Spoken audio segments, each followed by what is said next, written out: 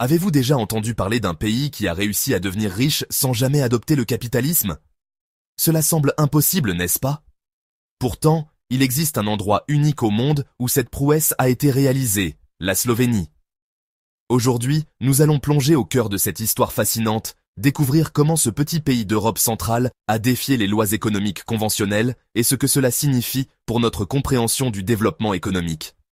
Préparez-vous à être surpris, car ce que vous allez entendre pourrait bien changer votre vision de l'économie mondiale. Imaginez-vous, en 1989, le rideau de fer est sur le point de tomber, le monde est divisé entre l'Est et l'Ouest, et les économies socialistes sont généralement associées à la stagnation et à la pauvreté. Mais en Slovénie, quelque chose de remarquable se produit. Le pays affiche un PIB par habitant de plus de 10 000 $, le classant parmi les nations riches selon les standards de l'époque. Pour mettre cela en perspective, la Slovénie était alors plus prospère que des pays comme l'Irlande ou l'Espagne, et ce, sans jamais avoir adopté le capitalisme. Comment est-ce possible? Restez avec nous jusqu'à la fin pour découvrir les secrets derrière ce miracle économique. Pour comprendre ce phénomène, nous devons remonter à l'époque de l'Empire austro-hongrois. Au XIXe siècle, la Slovénie était la seule région de l'Empire offrant un accès direct à la mer Adriatique. La ville portuaire de Trieste, aujourd'hui en Italie, était alors un centre névralgique du commerce international. Contrairement à d'autres empires européens qui exploitaient leurs colonies, l'Empire austro-hongrois avait pour ambition de développer ses régions périphériques. Ainsi, la Slovénie a bénéficié d'investissements massifs dans l'éducation, les infrastructures et l'industrie. En 1919, juste après la Première Guerre mondiale, la Slovénie a créé sa première université à Ljubljana. Cette institution était destinée à former une nouvelle génération de professionnels capables de moderniser le pays. Les années 1920 ont vu une croissance économique modeste, mais la Grande Dépression des années 1930 a frappé durement la Slovénie, tout comme le reste du monde.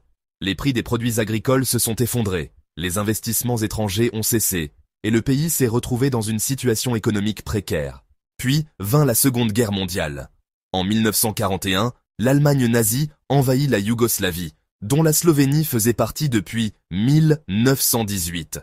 La résistance slovène, aux côtés des autres peuples yougoslaves, a joué un rôle crucial dans la lutte contre l'occupant nazi. Après la guerre, en 1945, la Yougoslavie est devenue une république socialiste fédérale, composée de 6 républiques, dont la Slovénie. En 1948, une rupture majeure s'est produite entre la Yougoslavie et l'Union soviétique. Tito, le leader yougoslave, refusait de se soumettre au diktat de Staline. Cette scission a permis à la Yougoslavie d'explorer une voie économique différente.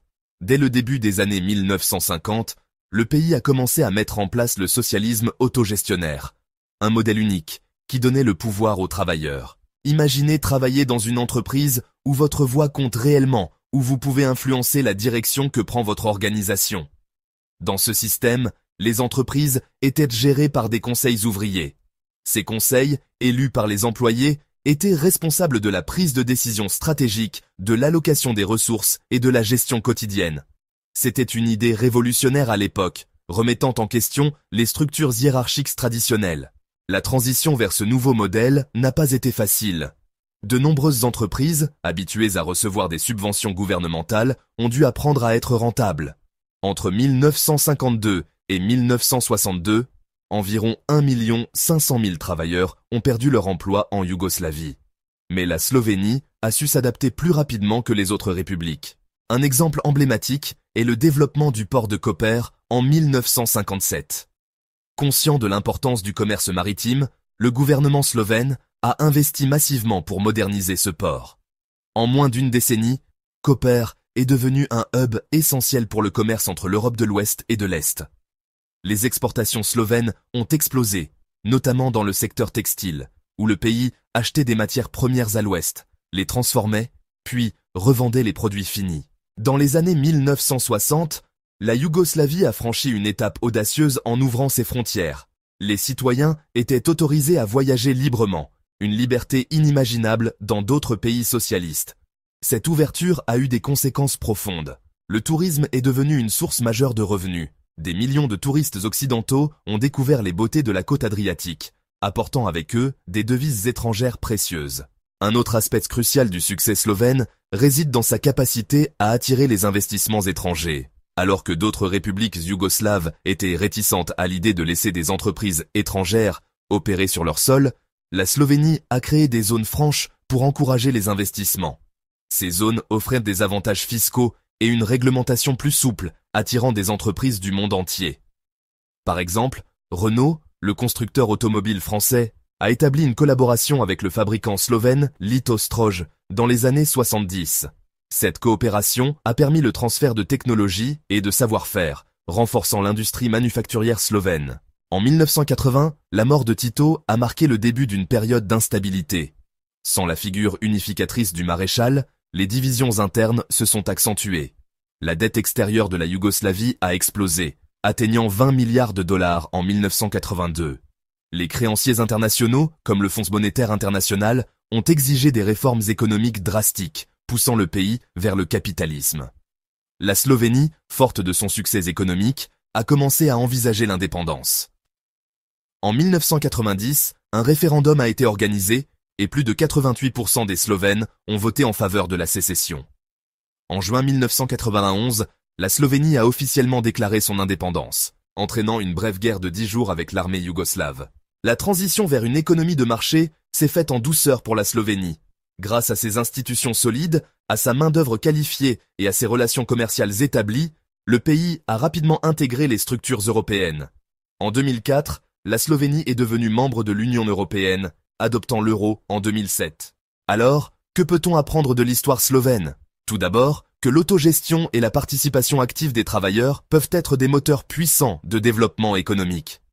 En donnant du pouvoir aux employés, on stimule l'innovation, l'efficacité et la responsabilité. Deuxièmement, que l'ouverture économique et la coopération internationale sont essentielles. La Slovénie a su tirer parti de sa position géographique et de ses relations avec l'Est et l'Ouest pour stimuler sa croissance. Enfin, que la combinaison judicieuse des principes socialistes et des mécanismes de marché peut conduire à une société plus équitable et prospère. La Slovénie a prouvé qu'il n'était pas nécessaire de choisir entre le socialisme et le capitalisme, mais qu'il était possible de créer un modèle hybride adapté à ses besoins spécifiques. Et vous, que pensez-vous de cette histoire incroyable? La Slovénie est-elle un modèle à suivre pour d'autres pays en quête de développement? Peut-on vraiment combiner les avantages du socialisme et du capitalisme? Nous serions ravis de connaître votre avis. N'oubliez pas de laisser un commentaire ci-dessous pour partager vos réflexions. Si cette vidéo vous a plu et que vous souhaitez découvrir d'autres histoires fascinantes, abonnez-vous à notre chaîne et activez les notifications. Partagez cette vidéo avec vos amis pour que davantage de personnes puissent découvrir cette histoire inspirante. Merci d'avoir été avec nous et à très bientôt pour une nouvelle exploration passionnante de l'histoire mondiale.